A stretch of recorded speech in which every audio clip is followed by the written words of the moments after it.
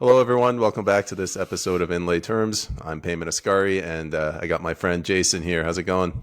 It's great to see you, my brother. It's always awesome to talk to you. I hope I have the title of most appearances now, but um, yeah, I'm doing great, man. I mean, as good as we can be, right? So Well, you're tied for that title now. You're one more episode, and you'll be the winner. let's do two back to back right now. I want that title. Yeah, we'll do two short 15-minute episodes. All right, Jason, let's get things started. I don't know, just shotgun approach. Talk to me about Venezuela. What do you think's going on? Well, I mean, a lot is going on. Venezuela has a long history of socialism. Started with Hugo Chavez. The thing about Venezuela and other socialist countries that privileged Westerners, and yes, I use the word privileged because I think the word privilege does apply here. The privileged Westerners often overlook the fact that there are real struggles in these countries, right? Like here in the West, especially North America, we have a lot of luxuries that we're just accustomed to, things that we expect to just always be available, like going to a grocery store and buying whatever food you want, or turning on the tap and water coming out. There are places in the world where these aren't realities. Now, Venezuela is, far from a like a third world African nation, but socialism has all but destroyed that country. You got to remember, Venezuela is one of the most oil-rich countries on earth. At one point in time, it was thought to be the most oil-rich country on earth. Now, Sudan and other places seem to be contesting that title. But what that means is that, by all accounts, Venezuela should be one of the wealthiest countries on earth, without question. And it would have been had the Chavez government not have done exactly what the Trudeau Liberals are doing to Canada right now, which is basically plunder the coffers and launder and embezzle money into offshore accounts. It was the Chavez government that destroyed Venezuela. If they had private industry, they would have been, I mean, God only knows what they could have been. But because of socialism and because of the corruption that is inherent within socialism, when you give a group of human beings ultimate power over everybody and everything, when you expand the bureaucracy and bloat it to a point where it's all encompassing, what happens is billions and billions of dollars just suddenly disappear.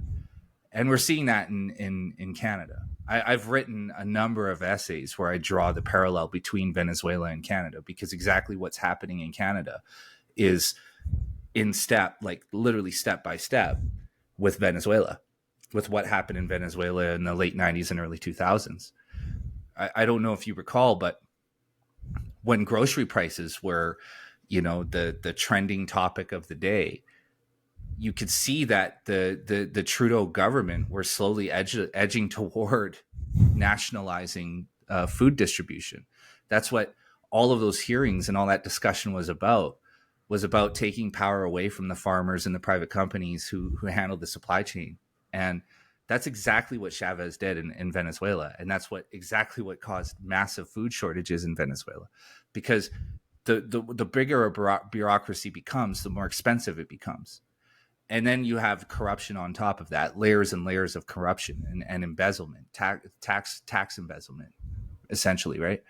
And that's what the Trudeau government is edging us toward, is taking over the distribution of food. That's what the war on farmers has been about. It's not about climate change. It's about controlling every aspect of society, specifically the food. So when you talk about what's happening in Venezuela now, it's just the natural course of events. Because what happens is, when you live under tyranny so long, eventually the people rise up. It's just a matter of time. You can only tyrannize people for so long. And in Venezuela, we're talking 20, 30 years of tyranny, right? And it's not a tyranny in the sense where we think about tyranny like Hitler or Stalin or any of the past brutal, communist and fascist dictators. We're talking about a socialist tyranny. And that's what's happening, right? I don't know if people will recall, but if you go back in time, go and look at the financial collapse in Venezuela. I think it was around, don't quote me on this, but I think it was around 2012, 2013. People were walking around with wheelbarrows full of bolivars because they were worth nothing. They were worth nothing.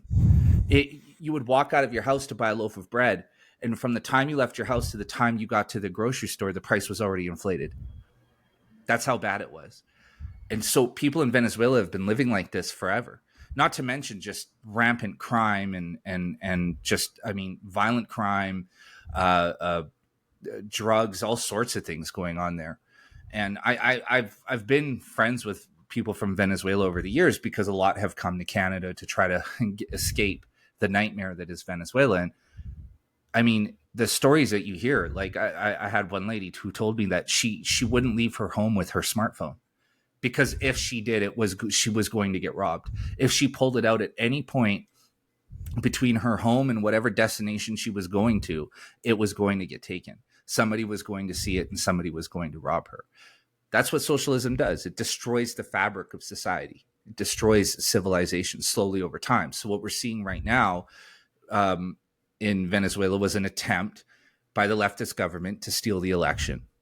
But this time it didn't work. And that's what's happening. The people are toppling their government because it's very, very obvious that the people of Venezuela are done. They've had enough. And I'm sure you've seen the videos of, you know, the secret police handing over their weapons, the National Guard taking off their uniforms, because the truth is those people live under the same tyranny. They may be wearing a uniform, but they're being tyrannized as well. So the people in the country, in essence, is turning against Maduro.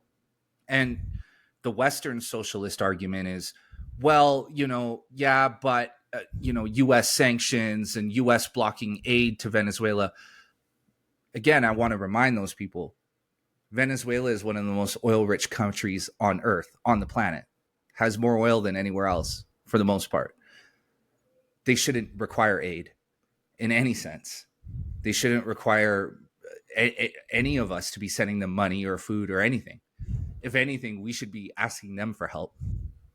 But it's socialism that put them in that situation. And Venezuelans are tired of it. And they're forcefully removing the Maduro government. Do you remember a word that people used to use back in the day? Autarky? No. I just remember this. Autarky, it means that you're self-sufficient. Like your country is self-sufficient. When people talk about this stuff, like, the reason they're failing is because the U.S. is blockading them. I'm like, how the hell does this country survive for thousands of years? Shouldn't nation states be self-sufficient on the basics? That's right. And they shouldn't be aid shouldn't be required for a country like that. And so you have to ask yourself, why is aid necessary? Why are the people of Venezuela starving to death when they have trillions of dollars of oil in the ground? And it's not like the oil is not being pulled out of the ground. It's not like some environmentalist approach like Trudeau. The oil was pumped out of the ground. The oil was exported. So where did the money go? And that's the question. But that's why socialism is ultimately, I mean, it's the early footsteps of communism, and that's why collectivism in general is evil, because you're basically putting people under a system where a handful of others are a bureaucracy is in control of everything, every aspect of life. And when you put a small group of people in control of the resources for millions of others, naturally corruption is going to happen. There's a book I really recommend it. It's called El Comandante by a guy named Rory Carroll, and it's an in-depth look at Chavez's Venezuela. And it's really eye-opening because Chavez wasn't a Hitlerian figure, right? Like, he wasn't lining people up and shooting them. He was kind of like this comical buffoon who had no idea what he was doing and basically invited his friends to run the country. And over time, they just plundered the country into debt and destruction so severe that the average Venezuelan couldn't afford to buy a loaf of bread, as I mentioned earlier. And it was a slow decline into just the pits of the third world. And for, they had oil refineries that were half finished or were unsafe to enter inside of because they were so shoddily put together, with glue and tape. Because most of the funds that were allocated to building those refineries were siphoned off by corrupt bureaucrats along the line, from point A to point B. And that is the nightmare of Chavez's Venezuela, and the one that Maduro continued on, right? That legacy that Maduro continued. It's just, I'm not a big fan of any of the isms, and I'm actually starting to look beyond them. But if we have to have an ism, I think capitalism is the only way, because it's the only one that provides any semblance of opportunity for people who want to do better. I was thinking as you were talking, so Chavez came around the time of George Bush, 9/11, that incident in the UN where he said it smells like sulfur. So he was this like comical figure, like you said. So back then I was in college, and college almost always indoctrinates you to be a socialist, right? And I think a lot of this rests on the shoulders of the left, like the liberal left, the way that they canonized this guy, and they almost elevated him and said, oh, he's helping the poor. Like I remember John Pilger, I think it was talking about how Hugo Chavez put people's constitutional rights on the back of like food products, like a bag of beans on the back. It says, you have this right. And as a leftist at the time, I looked at that. I'm like, wow, this is a really great guy. Fast forward 20 years, this guy's a monster for what he's done to the country. Mm-hmm. So I don't know. I just feel like land just to put it in perspective for the listeners, like land expropriation was widespread, and Chavez and his gang of bandits, they would walk around, like there's a legendary story where they enter into this market in one of the towns, and literally as they're walking in, everybody closes the doors, locks the doors, shuts the blinds, and escapes out the back door with their goods. Because if Chavez walked into your store and he liked what you had in it, there was a strong chance that he and his buddies were going to take everything they liked. And then if he really liked the place, he would just take the place itself, and he would expropriate it on the spot, right? He was a buffoon. He was an idiot. There's no two ways about it, right? Like he would do these broadcasts on television, and they would daisy chain it across every single channel, and he would talk for like 5 or 6 hours about nothing, and that was the only thing people could watch. Now, granted, yeah, he did have people killed and he did have people in prison, but he didn't do it at the same scale as other dictators, right? What he did was he tried to I think what he tried to do was he tried to apply socialism in the best way that he could, but never really realized that socialism, the more you apply it, the worse it becomes, and the more you sink your country. And so the more he just applied layers upon layers upon layers of socialism to the Venezuelan system, and with every layer, he sunk them further into poverty, right? And yeah, he was looking out for the poor, because nobody's poor if everybody's poor. And that's what he did. He made everybody poor, and siphoned, embezzled billions, if not trillions of dollars into offshore accounts. I mean, like his bureaucracy was so corrupt that you couldn't find a person within it who wasn't stealing. And that's what you end up with when you put a small group of people and you give them just complete and total control over a nation, especially one as resource rich as Venezuela. Naturally, that's going to come about. It's going to happen. That's why you have to have safeguards in private industry to kind of keep it in check. Essentially, the private industry should always be at odds with the public, right? That's why the idea of public-private partnership is hilarious to me, because it's just repackaged fascism. And people who have not heard that phrase, if you haven't heard it, it's the World Economic Forum's slogan, right? It's their credo. It's what they're going after. But fascism and communism are they're mirror images of each other on the polar opposite ends. I think we talked about that before. And socialism is just kind of like the soft first footsteps of communism. Once you have socialism, you are marching towards communism, as we're seeing here now in Canada. Yeah, I don't really distinguish between socialism and communism. Communism is just like absolute zero property rights. So the government takes 100% of the property. Socialism is more like Trudeau, where the government takes like 80%, 70%. That's right. It's the benevolent communism. It's a sneaky communism because it makes you believe that you're still in a free society. And I mean, we are to a degree because you and I are having this conversation. But, you know, you want to talk about like economically. I mean, look at the state that Canada's in.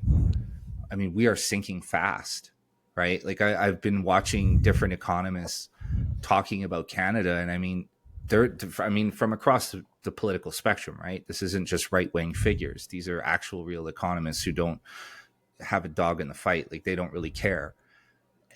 They're all predicting that Canada is going to collapse in the next couple of years.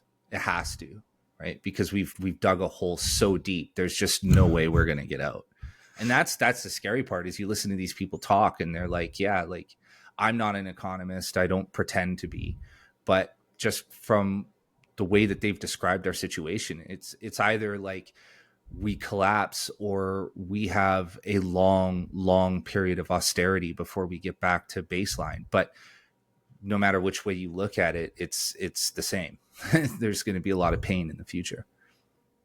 One last question before leaving Venezuela. What do you think is the right course of action? Kamala Harris came out and she praised, I can't believe I just said that. I mean, Joe Biden's still technically the president, but Kamala Harris endorsed the elections. She said, you know, we recognize it. But I'm guessing in the background, they're thinking about assassinating the guy. The right solution can't be to do regime change, right? Like Venezuela has to get out of this on their own. Yeah. I mean, you know, the United States, the CIA specifically has been involved in coups and regime change in Latin America for decades, right? I mean, since the 1970s. And it never works out well. Latin America is quite often in a very similar political position as many African nations, where it's the U.S. gets involved, they remove a government. They remove a government. They install a government that's pro-American. That government becomes corrupt. People rise up. There's a revolution. The U.S. installs another government that's pro-U.S. Right, and it's just kind of that system over and over again. Sometimes the CIA and the deep state get involved and kind of speed that along. I often reference Pinochet because Pinochet, the Chilean coup is probably the most egregious and the one where you really get to see how the CIA operates in terms of regime change in Latin America. But in this case, yeah, I mean, I think we've gotten to this point where all of the tricks are out in the open. We see it, right? You look at the assassination attempt on Trump. I'm sure you and I are going to talk about that. Let's be honest here, right? There's a lot of questions there. This is not a closed case. This is not the case of a 20-year-old with a rifle. I mean, even if it is, how did the guy get 450 feet away? How did he walk around the grounds with a rangefinder? How did he fly a drone over top, right? Like there are a lot of questions there.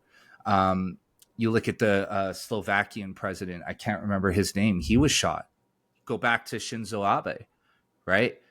He was shot, the Japanese politician, right? There are assassinations going on around the world, and it just so happens that our news cycle moves so fast that as soon as something happens, we forget it instantly.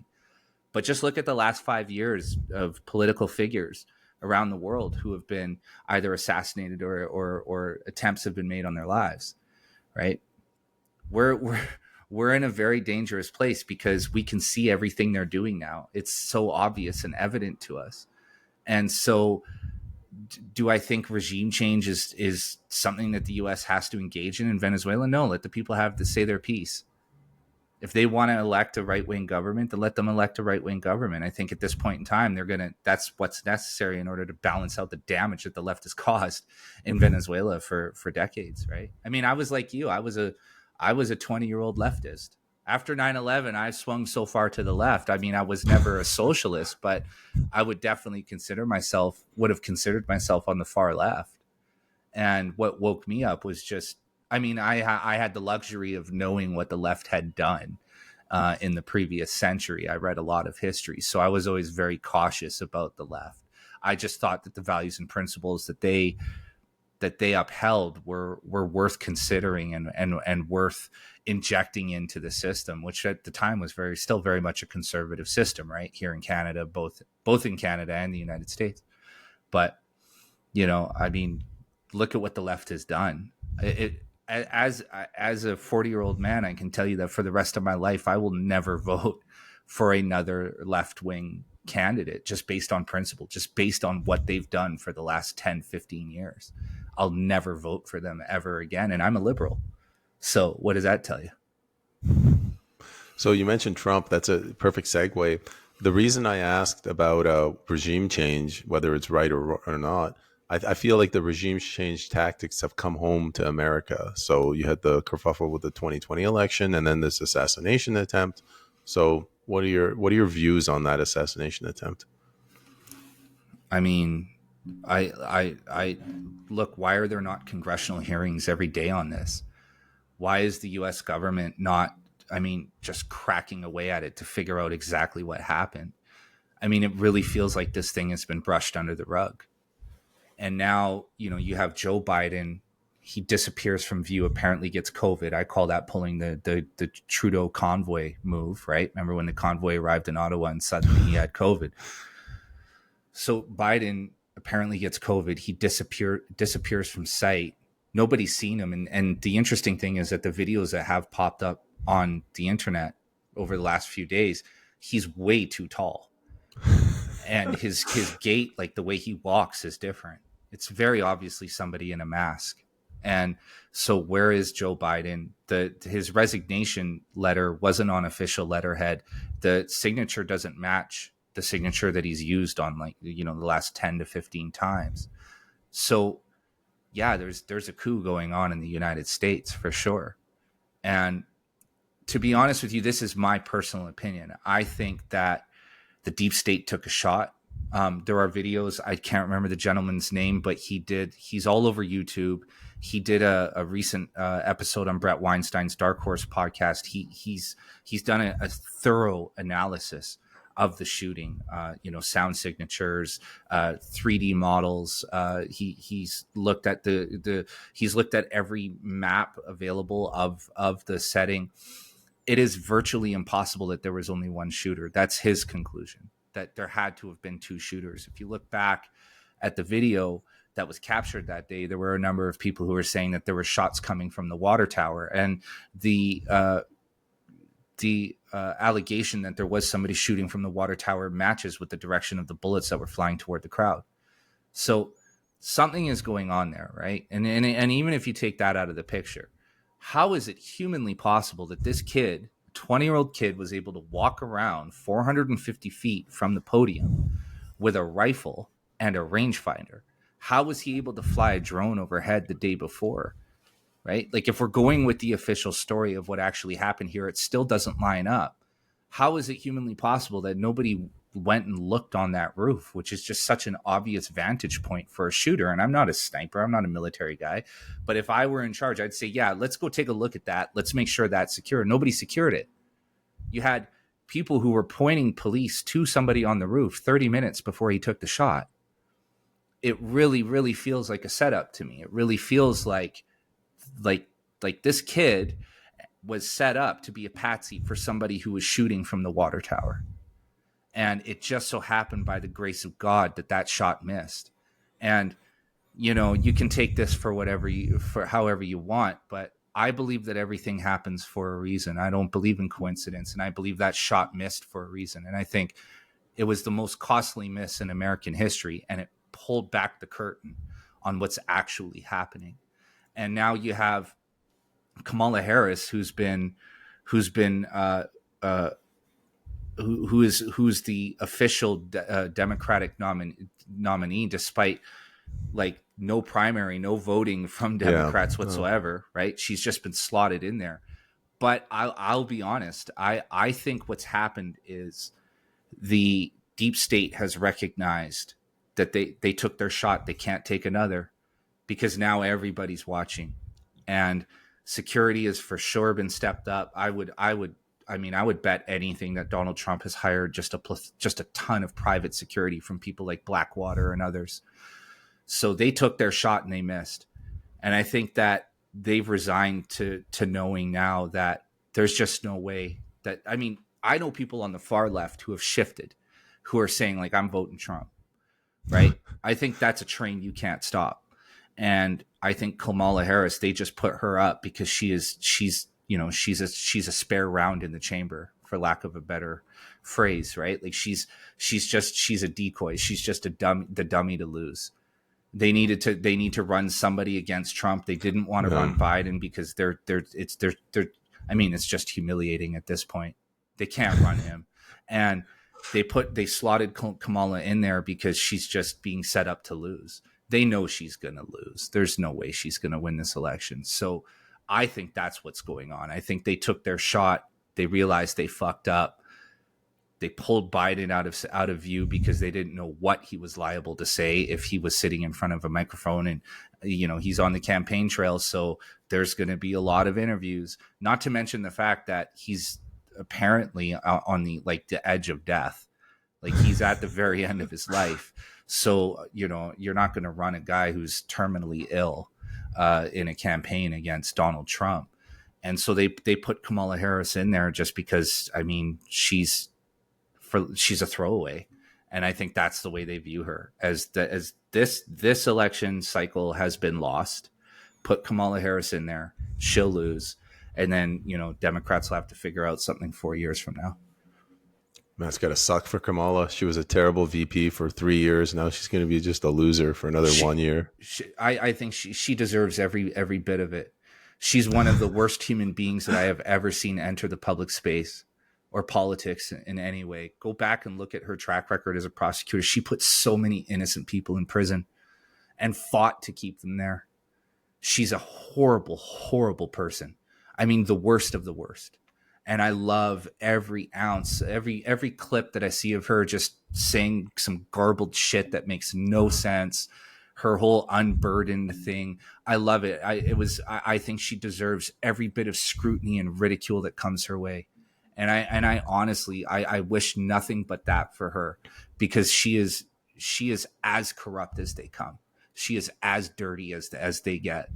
And, it's funny because you see this like white dudes for Kamala Harris thing now, and like white women for Kamala Harris. And of course it's the white liberals. They're the dumbest fucking people on earth. They really are. That video you shared of those white moms or white women, that one where the woman's like, we have to announce our privilege and, bias. I couldn't watch it. It was cringe.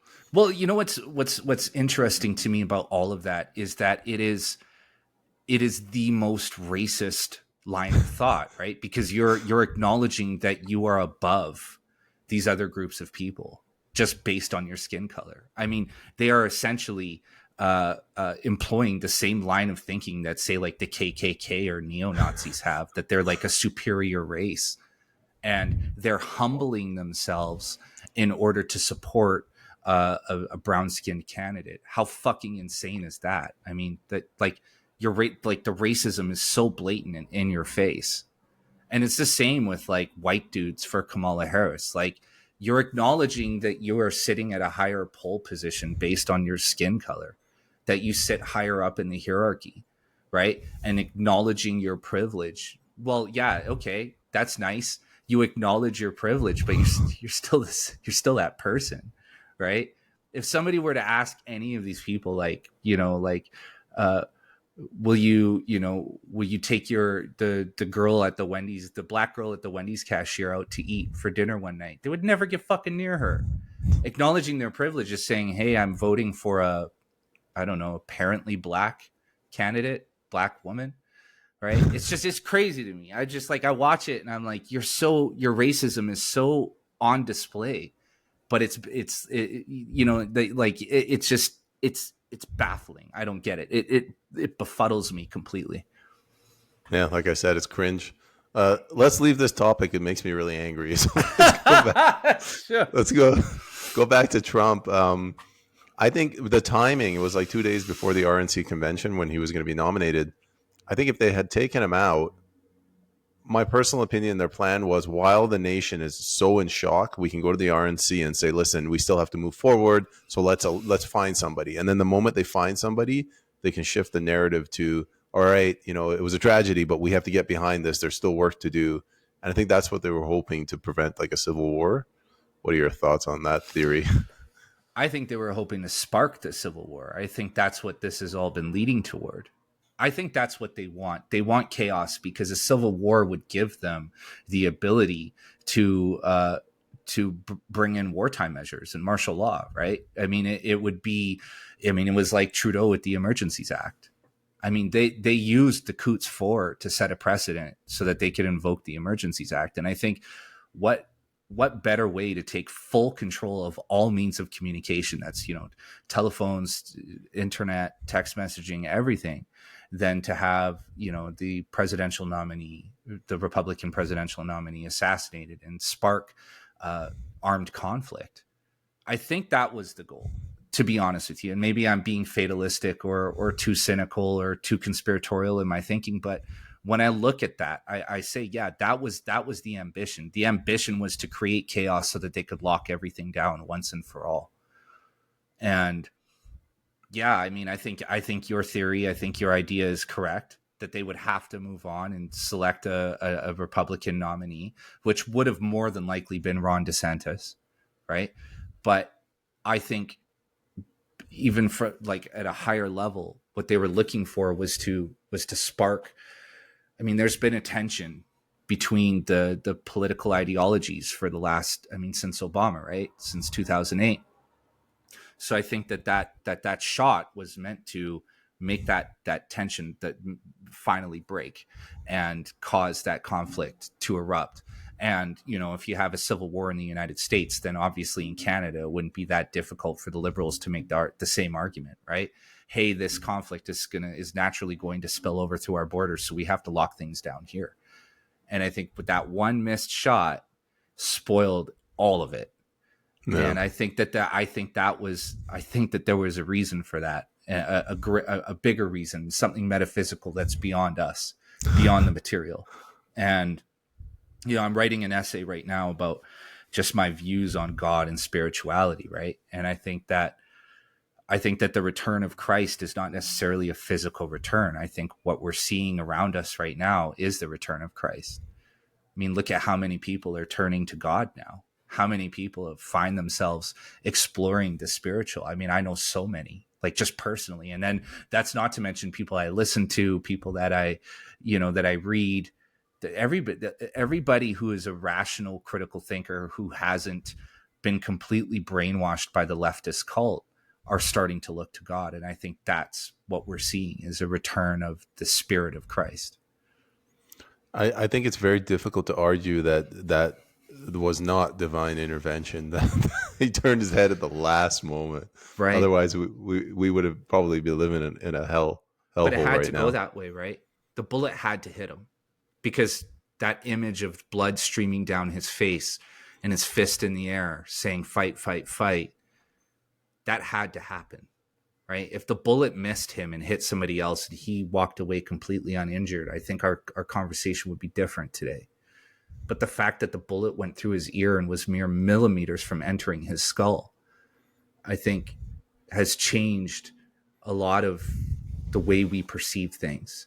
And I think it had to go that way. I think that had to happen. And when it did, it woke everyone up, even people on the far deep left. I mean, even those white women for Kamala Harris, it's making them push harder.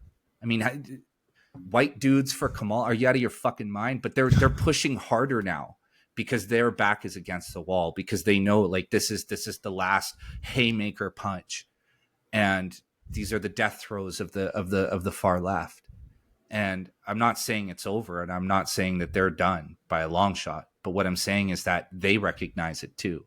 They see it, and this is their reaction to it, is to push even harder. And the rest of us are just kind of watching them flail. And so that shot, that bullet that passed through Donald Trump's ear was a moment where everything was revealed all at once. And now we're just kind of figuring out how to deal with the ripples. I think the Democrats right now, first of all, they're in serious trouble because I think 3 primaries in a row now they've violated the will of their voters. They've violated their own internal rules. But I think they're in crisis mode. They know they're going to lose, and they want to do what they did during the 2022 primary, where they minimize the loss. And I think so. Their strategy right now is race, race, race. They want to make it about an old white guy against a black woman. So really, all they have. That's why they're going to ramp up this whole racist argument. And I like, prepare yourself. The next few months, all you're going to hear is racist, racist. Of course, but black people, I think, for the most part, like, the funny thing is again, this is just racism on full display. But Democrats are always under the impression that they can just throw some free stuff out there and wear a dashiki and they have the black vote. But Black America, like everyone else, are intelligent human beings, right? Like they see through that shit.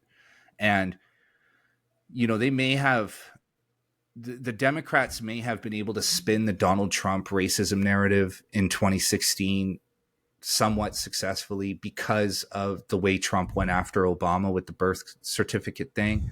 And that kind of bothered me because, at that point, did it really fucking matter where the guy was born? Right. But now that's over because, again, the curtain's been pulled back on the sleight of hand tricks. Right. And, I have a lot of Black American friends, and the funniest thing to me, what's always kind of stunned me is how Democrats try to appeal to Black voters, but they just don't, either they don't have Black friends, like they don't know Black people, or like they're just completely clueless, because most Black households are fairly conservative, right? Like most Black households are Christian. Most Black households follow Christian values. And so they're trying, like, they always kind of play to these people as if they're dumb and like, hey, we're going to give you free cell phones and BLM, right? But Black America, like I said, they're way smarter than the Democrats give them credit for. And I think they're starting to wake up and realize that, hey, maybe the conservatives are more in line with my way of thinking. Maybe conservatives are more beneficial for me. Yeah, because the truth is they care about people just as much as Democrats do. But at least with the right wing, with conservatives, that they're going to uphold the system of values and ethics that kind of keep everything together, right? That's what conservative means. They're about conserving the culture. And so I think all of us, no matter what color you are, no matter what sexual organs are between your legs, we all saw the same thing at the exact same time.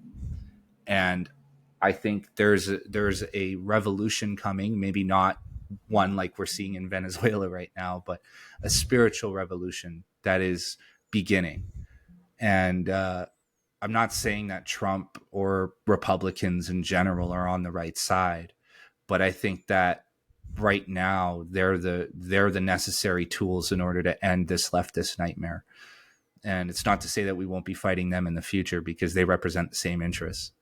But right now, where we are, like with the cultural Marxism is deeply embedded in our institutions as it has been, we need them to strip that out. And then once that's gone, I think we can start attacking the fascist aspects of all this.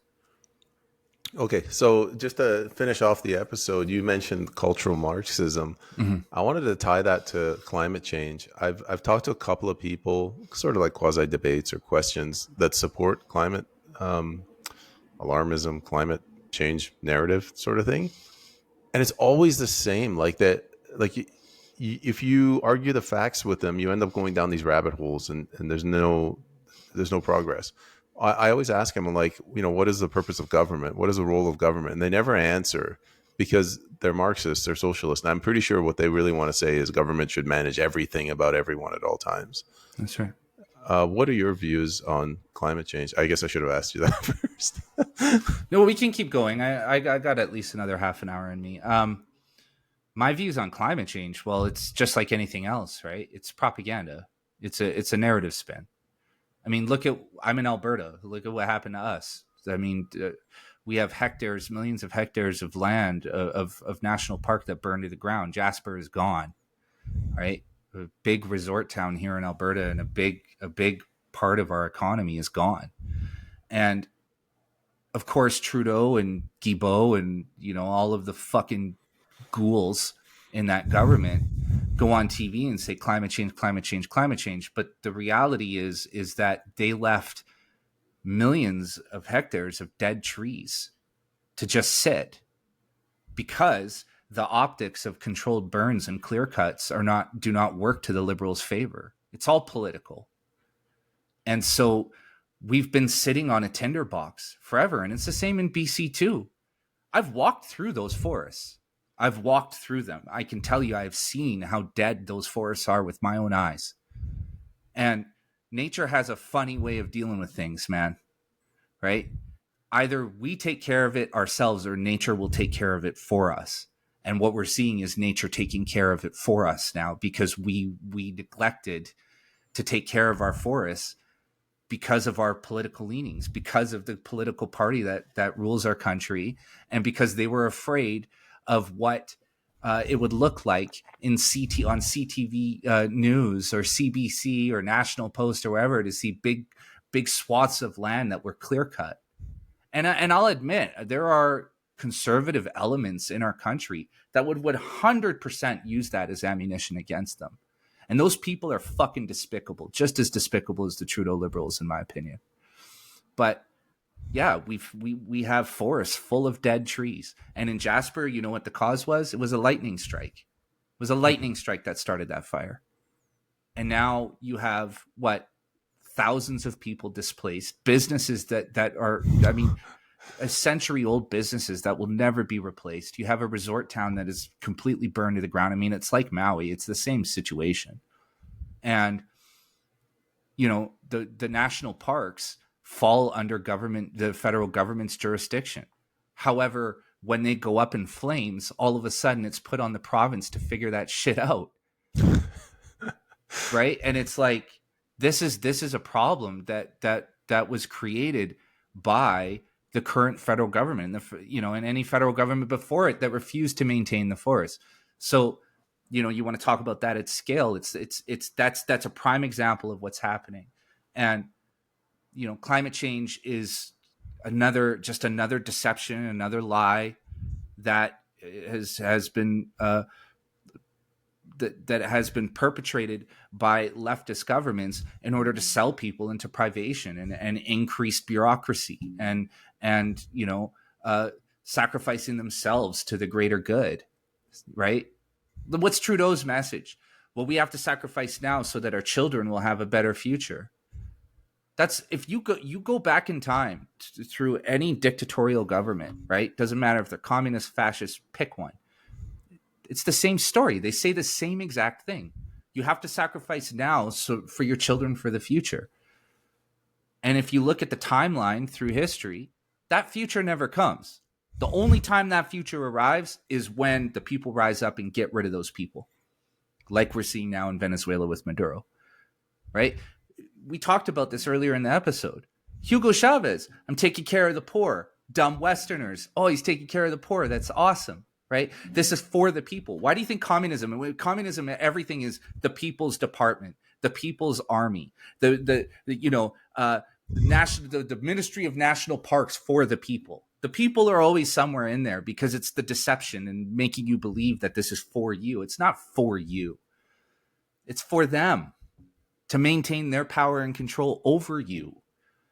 And that's what climate change is. It's I'm not going to go and say it's all a lie. It's not to say that our climate isn't changing to some degree or another, but I've talked extensively to Michelle Sterling from Friends of Science. I have a number of podcast episodes with her. She's probably the most knowledgeable person on the subject that I have ever encountered.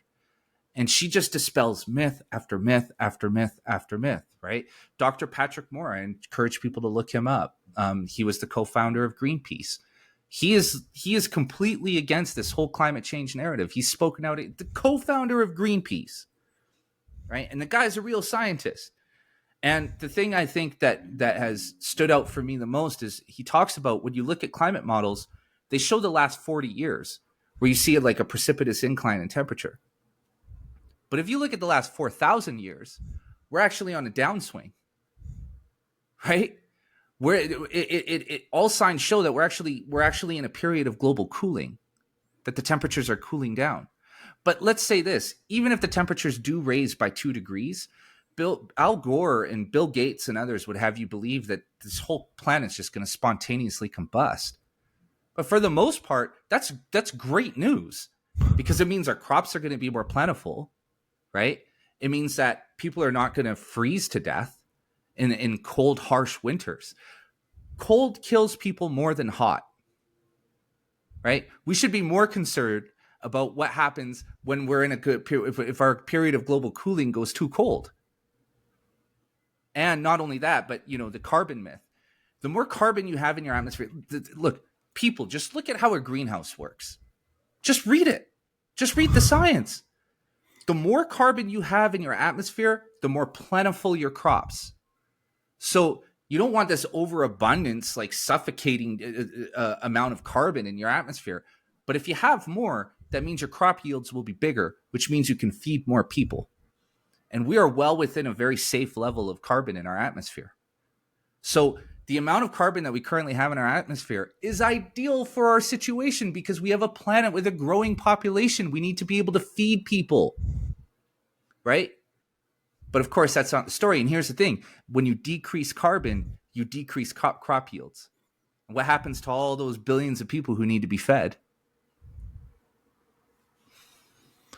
I agree with everything you said, but my view is this. I'm just going to pick up on 2 things you said. So you say to these people, temperatures or CO2 was much higher 200 million years ago, and they'll fire back, yeah, but there were no people then, so we're not interested. And you say, all right, 500 years ago, it was much warmer than it is now. And they'll be like, yeah, but I'm only interested in the last 100 years since, industrialization.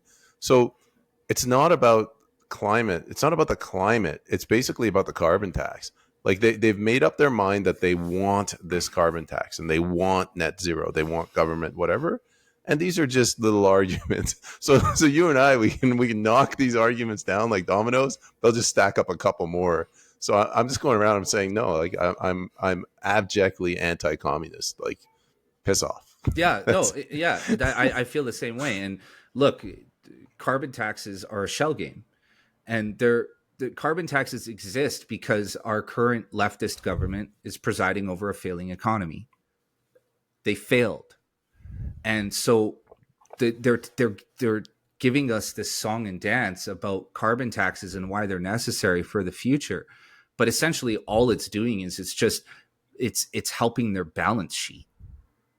And that's what they need, right? They're out of money, guys. The party's over. 9 years of Trudeau has essentially destroyed this country economically. We're sinking fast. So all these new programs and taxes and all that stuff, it's really just to cover up the fact that we're in the red.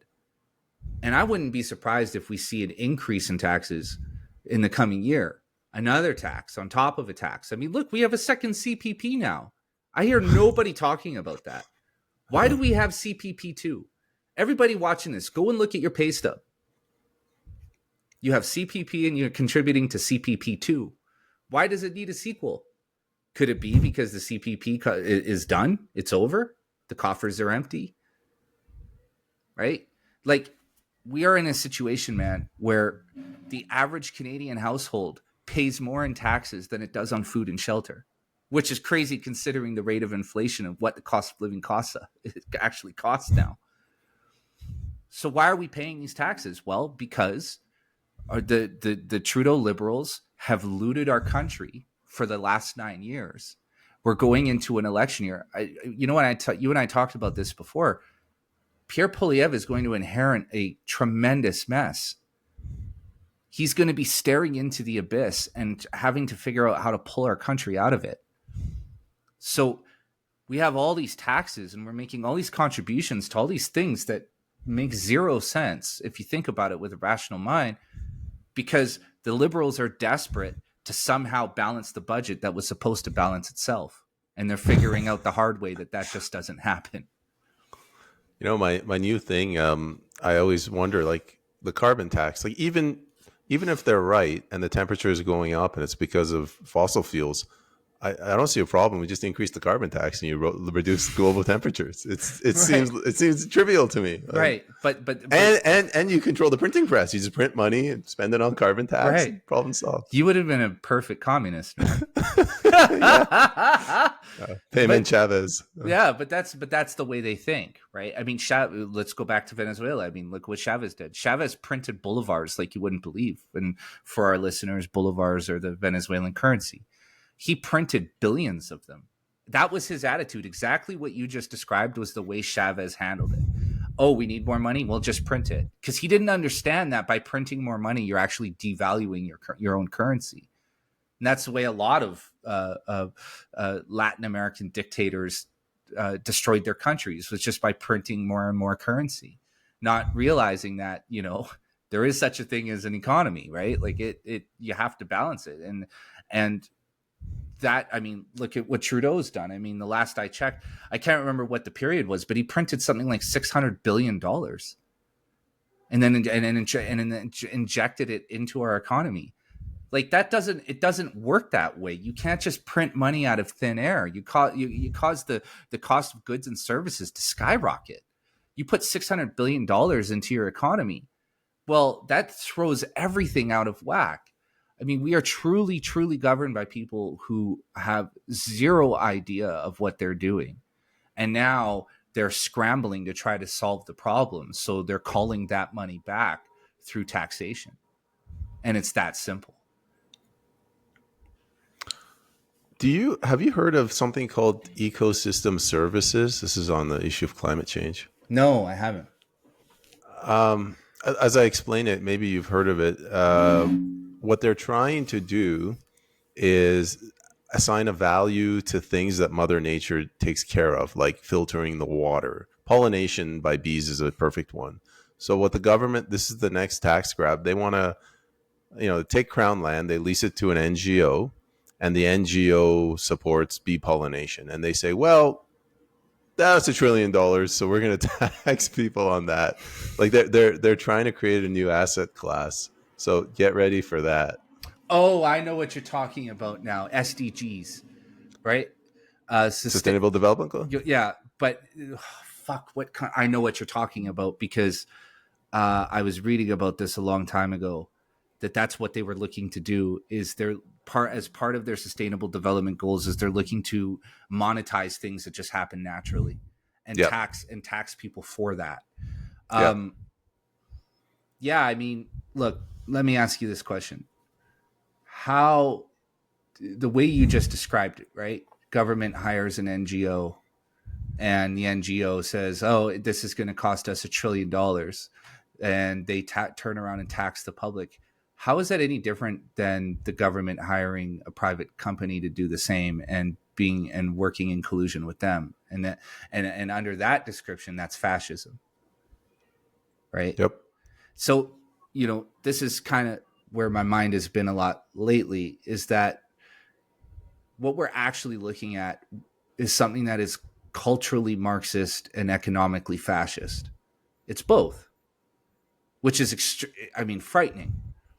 Because I think what these people have realized is, after a century full of experiments gone wrong, that you have to have the private entities involved at the top.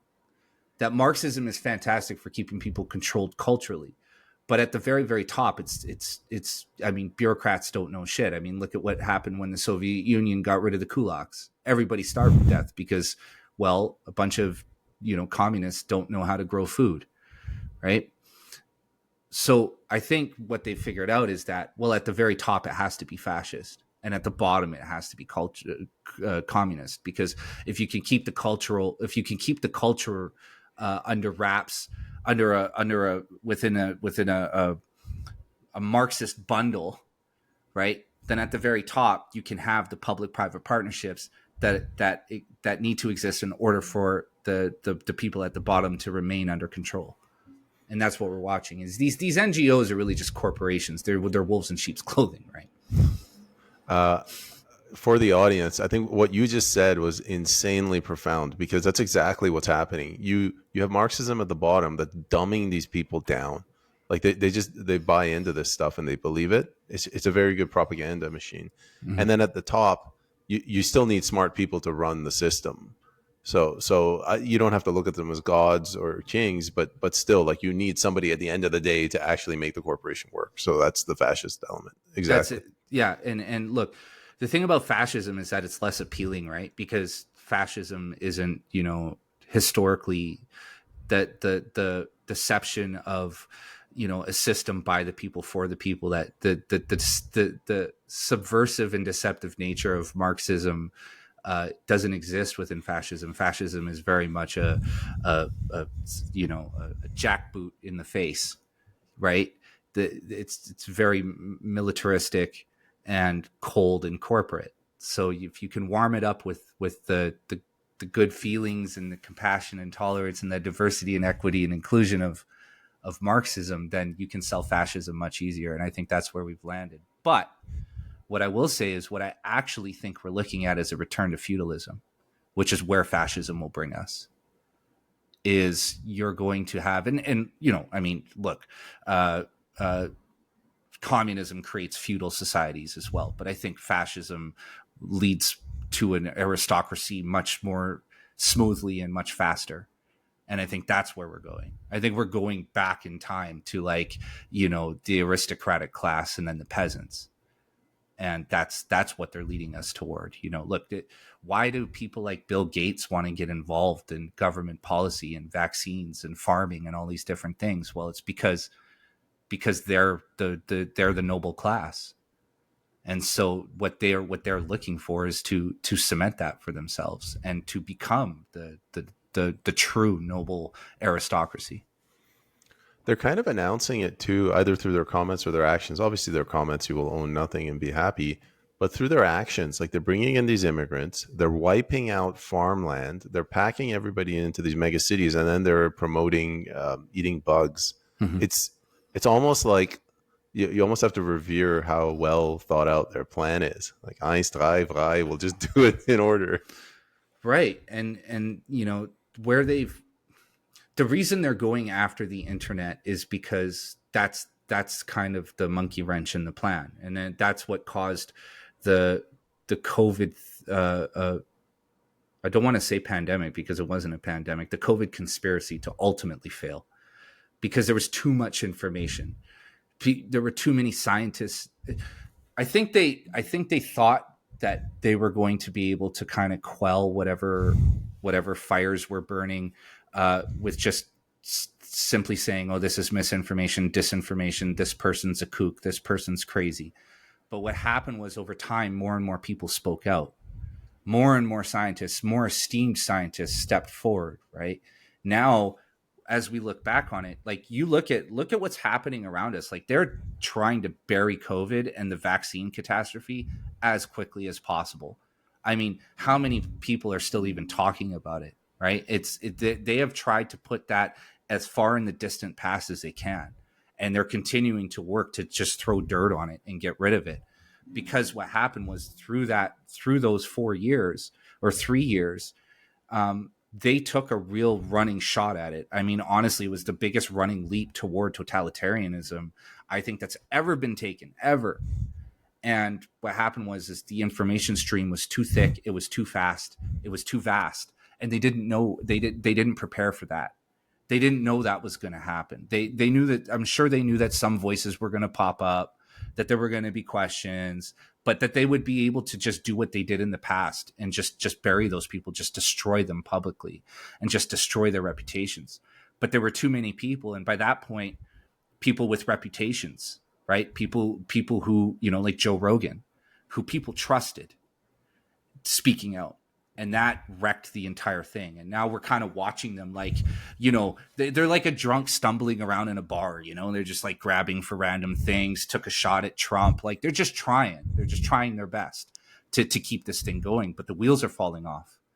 I don't think anybody ever thought that the Economic Forum, I don't think any of them ever knew that the World Economic Forum would become, like, a household name. a name that everybody, a group that everybody knows now as being evil, right? I mean, you'd be hard pressed to talk to anybody who doesn't at least know what the World Economic Forum is and that they're bad. So all of this stuff got exposed, and now that, like I said, they're just scrambling. They're just trying for whatever. They're flailing. They're looking for whatever they can. But the more they do, the more we see. And you know, going back to the Trump, the assassination attempt, I think that was like the culmination of it all. We saw everything all at once, and now people are turning away in droves. And so, you know, we're aware of what Bill Gates has done in the past. Again, you talk to everyday average people, they're aware of the vaccine programs that he ran in Africa and in India. They know the Bill and Melinda Gates Foundation got kicked out of India. Like, I talk to just regular people and they're aware of this stuff. They may not know the details, but they know that the guy's an evil fuck. That's for sure. Yeah, nobody trusts that guy anymore. I'm just going to bring up a picture. It's relevant to finish the show. While I do that, do you want to get the final word in there and give us, tell people where they can follow you? Sure. Yeah. As always, you can follow me on X, Jason James BNN. You can find my podcast and my writing at bravenewnormal.substack.com. And yeah, that's pretty much it. Those are the two spaces to find me. And any final words of optimism for the audience? Yeah, I mean, I just covered it, but you know, I've been thinking a lot about the spiritual aspect of this, because you know, I hear a lot of people say this isn't about right versus left. This is about freedom versus tyranny. This is about good versus evil, and I believe that wholeheartedly. But I've been thinking a lot about, like, okay, on what level? And I think that this is a spiritual level. I think it's been amazing, man. Like, for me, you know, I reestablished my relationship with God over a year ago. I always tell people I'm not a Christian. I consider myself a follower of Christ, which are two different things. I take my relationship with God very, very seriously. I take my spiritual connection very seriously. And I'm watching people have the same discovery that I had. And it's amazing, man. There's a lot of love pouring out into the world right now. And, you know, people are taking that step. That's scary, right? Because, you know the classic Christian stereotype, and people don't want to be that. They won't. But what people are discovering is the same thing that I discovered, is that you're a flawed, fallible human being. And as long as you approach your relationship with God with an open heart and an open mind, and you're pure and honest about it, then you're walking in the light. You don't have to be a perfect person. You don't have to never say fuck again. You don't have to never masturbate again. You don't have to, you know, never have a drink again. You can, your relationship with God is an ever expanding and a constantly growing relationship. And as long as you're honest in that relationship, God will reciprocate. And it's beautiful, man. I'm seeing that happen with so many people. So that's the positive side of this. The positive side of this is that people are waking up and they're connecting to that greater consciousness. And you can feel it, right? In these relationships, you know, me and you, Peyman, we're friends now, right? And you can feel it because people are open, right? The world is warming up. We're becoming more love. We're becoming more enmeshed in love as a result of, in response to the evil that we've been faced with. And that's beautiful. And I love it. I love watching it. I love talking to people about it. I love hearing, like, from people as they're discovering their own spiritual relationships with God, right? It's been an amazing time. And I think it's only going to intensify as the years progress. That might have been the single best message of optimism on this show yet. So I agree with you. Thanks, man. I'm gonna share something slightly different. That's a good one. That's actually a good t-shirt. Yeah. Yeah, or a coffee mug. But yeah, it would definitely be a good t-shirt. That would definitely be a great t-shirt. Yeah. Well, you know, I'll tell you something, man. I never thought that I would be a guy who would seriously look at Donald Trump as being somebody who is a viable political candidate, you know? But I think what I saw and what you saw in that moment with the blood streaming down his face when he stood up and pumped his fist and said, fight, fight, fight. I think we saw the real Donald Trump. And I think that's what people are identifying with now, Is that the showman, the P.T. Barnum, aspect of him, the ringleader, the ringmaster, right? That's just lowest common denominator entertainment. When he stood up and pumped his fist in the air, that's who he really is. And I think I would say it's probably next to 9/11, the most memorable moment in my history, in the history of the world that I've observed in first person, right? And I think we're in for some very hard times, but we're in for some very beautiful moments. And I think that was one of them. And I think there are many more to come. As I said, people are waking up. That spirit is flowing through us. And you can see that light starting to shine through in the world. And man, it's going to be an incredible time to be alive for the next decade or so. Yeah, well, let's try to make it through to November first.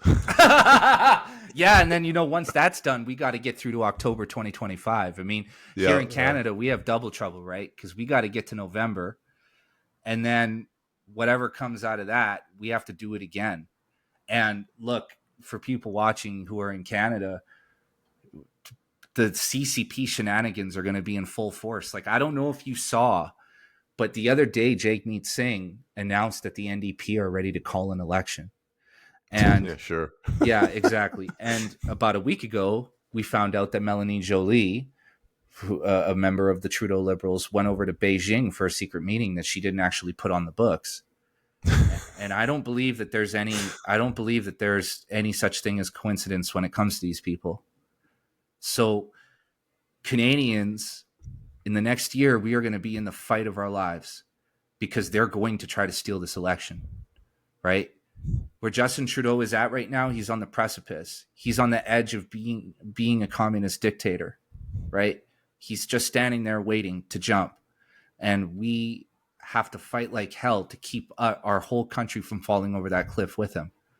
And trust me, man, China is very, very, very invested in keeping him in power, especially because of our proximity to the United States. So we are going to be seeing a lot of wild shit in the next year and a half. A lot of things that are going to blow our minds. A lot of things that we never thought we would see. And we just have to stay resilient and fight off the apathy that comes along with seeing all these really bad things happen.